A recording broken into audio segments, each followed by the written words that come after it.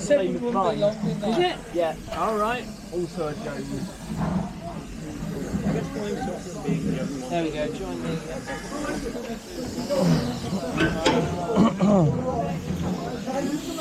So, who wants to sit up in the driver's seat? You can swap. Why don't you sit in the fireman's seat? How about that?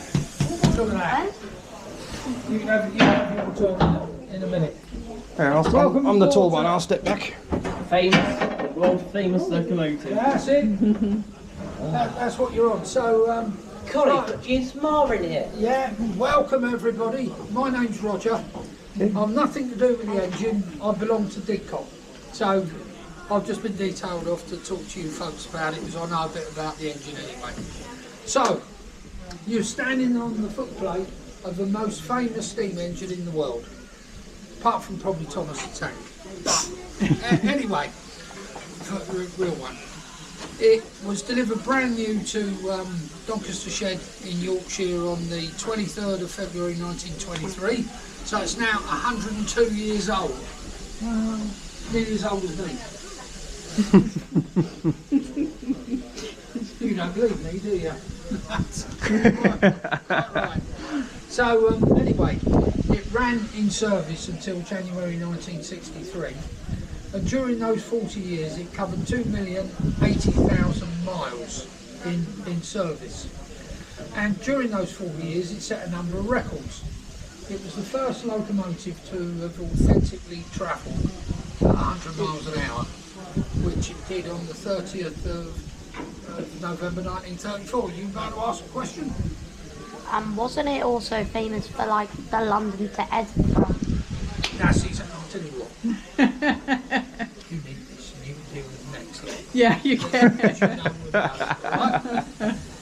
And on the 1st of May 1928, it ran the first King's Cross to Edinburgh non-stop service, 399 Yeah, miles. with its double tenders, so that's how it got its other tender. Well, it didn't have a double tender then. It didn't have one of those until 1968. Oh, Right? burn. You got to listen. So, oh yeah, there's a big history to this engine. So now, this run in 1928, they figured that it would be far too much of a distance for one crew to be able to cover the whole nearly 400 mile journey on their own. And it was non-stop, but there's only one driver and only one fireman. Because the work was very hard, very arduous. So there's 9 tons of coal on the tender. And under that sloping surface there's a big water tank in there that holds 5,000 gallons of water. Wow. Whatever that is in French. Right? I don't understand that trick. But that water weighs 22.25 tons. That amount of water. It's a huge amount. And the engine would be using it at a rate of 42 gallons a mile. Wow. Now, at 70 miles an hour, you cover a mile in 51 seconds, so less than a minute. And you imagine your bathtub completely full to the brim with water. That lot is going every 51 seconds in steam. Wow. So, you know how long it takes to boil a kettle? Yeah. It takes for ages, doesn't it? And then at the end of it, there's a little bit of steam comes out and water's still bubbling away. Yeah. But every 51 seconds, that whole bathtub of water is vanishing as steam. It evaporates. It evaporates, that's exactly right. And to do that, they're using this coal and shoveling it into the grate here.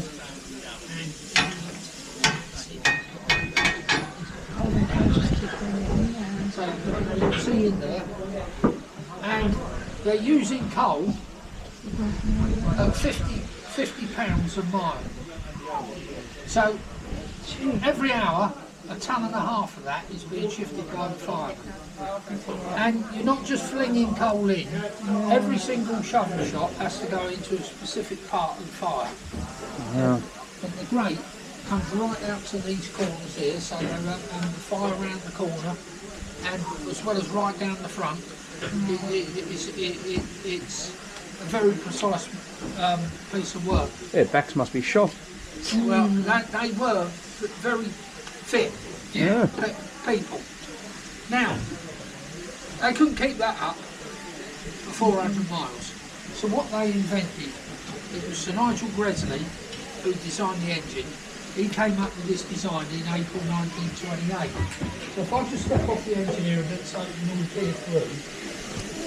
And down there is a passageway which is 5 feet high, 18 inches wide, that leads down to the end and goes round the corner, and there's bellows at the end of the tender which couple onto the coaches. So what they would do is before they left King's Cross, the Scottish crew would be sitting in a compartment at the front of the train which was reserved for them, and at the halfway point, which was 11 miles north of York, they'd get up out of the seat, come through this corridor tender and appear on the footplate here when it was still going at 80 miles an hour. Wow. Then the King's Cross men would get up and they'd go back and sit in the seat where they come from. Yeah. So that's how they did it. Wow. So once it was bought in 1963 by a businessman called Alan Pedler. Alan Pittman, yeah. That's it. He took the locomotive to the United States in 1969. And also saved it from scrap. He saved it from scrap, and you know how much he paid for it? No. £3,000 in Yeah. 1963. It's in that book we But read. that was at 1963 values. Yeah. That is over £170,000 in today's money. So he was a rich man, but he took it to America and he went bankrupt. Yeah. So a chap called Sir William McAlpine bought it, paid off all the debts out there and had it brought back to the UK.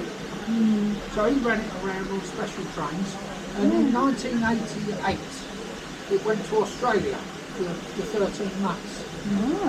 So it's been about a bit, and while it was in Australia it ran a non-stop service 422 miles, so it beat its own world record.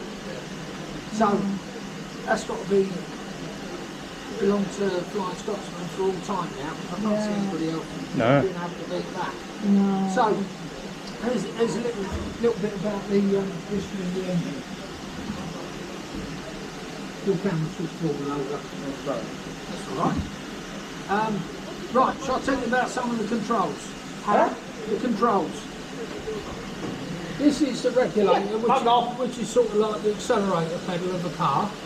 So when you start off, the driver pulls that and it allows steam into the cylinders. Wow. And then this, question? Isn't that thing that makes it move? No, the throttle. That's what makes it move. This is what they call the reverser. Now if you look at this dial here, it's in mid-gear, so it won't go forwards or backwards. You wind it this way, that comes down there and the engine will run backwards. So before they started off from King's Cross, they'd wind this reverser this way.